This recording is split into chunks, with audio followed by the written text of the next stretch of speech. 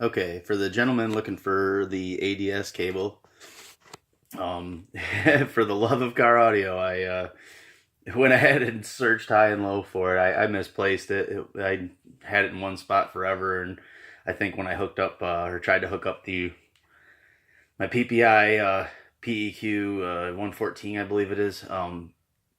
This came with that, and it's not the right because PPI and Orion share. I believe it's a 5 pin, and it turns out the ADS is a 8 pin DIN, and it didn't fit. So I don't know. This guy sent me a bunch of this cable and this brand new one in the package with that PPI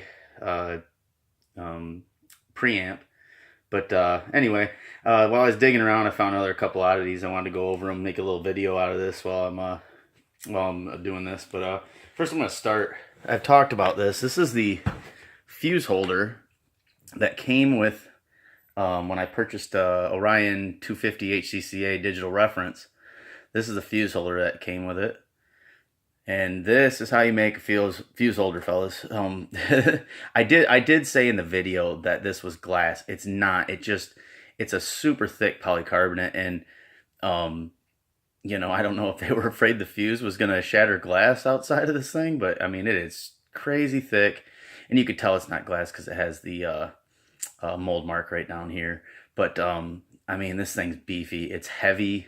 I mean it's still got wire on it, but and it's actually Orion wire, so this must have been, I don't know, I think the amp was only hooked up one time because it came with quite a bit of wire still attached, and this clipped off on the end. But yeah, super cool fuse holder. Well done by Orion when they were in their heyday, early 90s.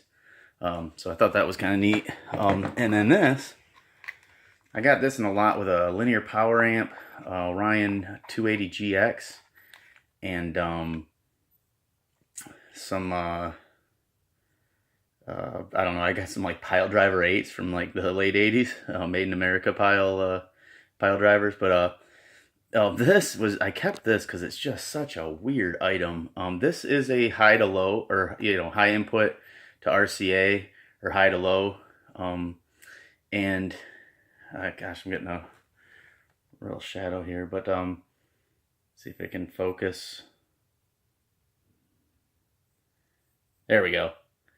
So it's the right connections. That must have been like a wiring company back in the day. You can see it's an active one. So you have to actually hook this to power, and then you can increase or decrease the voltage on the line out. Which, I don't know how good this thing is, but it's just such a weird item that you really won't see anymore. I mean, they have the same thing. It's just, I don't know, this one's late 80s, early 90s at the latest. So I don't know, maybe this will remind somebody of one they had. That's, you needed those if you had a deck that did not have RCA outs, or you were just using your factory deck. But here she is. This is actually an adapter cable.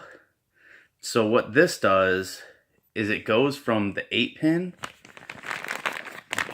here, and I have another piece that's outside. It's not in a brand new package. I'll show the back just so you guys can see. Explains what it all does. So this is for a 6-channel. And then there's the pin, made in Taiwan.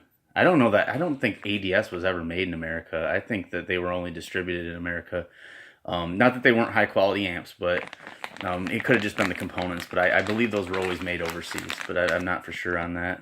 Somebody can leave in the comments if you do. I don't know a lot about ADS. I know that they were one of the first ones in the game, high quality. The power plates, they were there at the beginning, with like Zapco and Linear Power and brands like that in the early 80s, Rockford Fosgate. But yeah, this is 6 channels DIN to RCA. Then I don't know what you're looking for as far as that, but here I'll show the pin pattern, and this is where it gets kind of interesting because I've had problems locating DIN plugs, but then I didn't know much about them because by the time I got into car audio, this really wasn't a thing anymore, with the phantom power to power external line drivers or different signal processors. But if you have like a, not a rare, but like an oddball brand and it's hard to find, really you just need to find the number of pins it has and then just put in, 8-pin DIN, and then on eBay, you should be able to come up with something.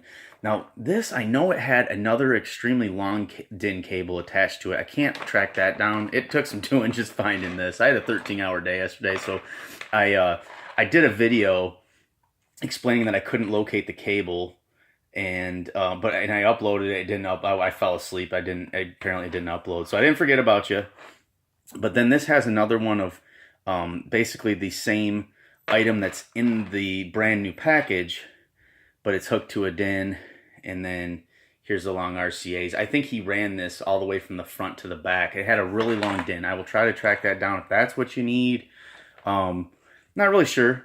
But just leave in the comments and we'll figure something out and help you out, buddy. That's what I'm in this for. When I do deals on car audio, I've never made a dime off anything that I buy or sell, because when you go to make money off something, to me, it becomes a job, and this is what I do for fun.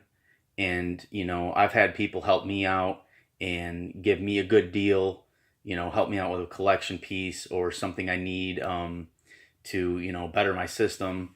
And I just try to pay that forward and, help other people out. So, just let me know what you're looking for, what your problem was, what you needed, and, we'll see if we can't get you squared away. And that's all for this one.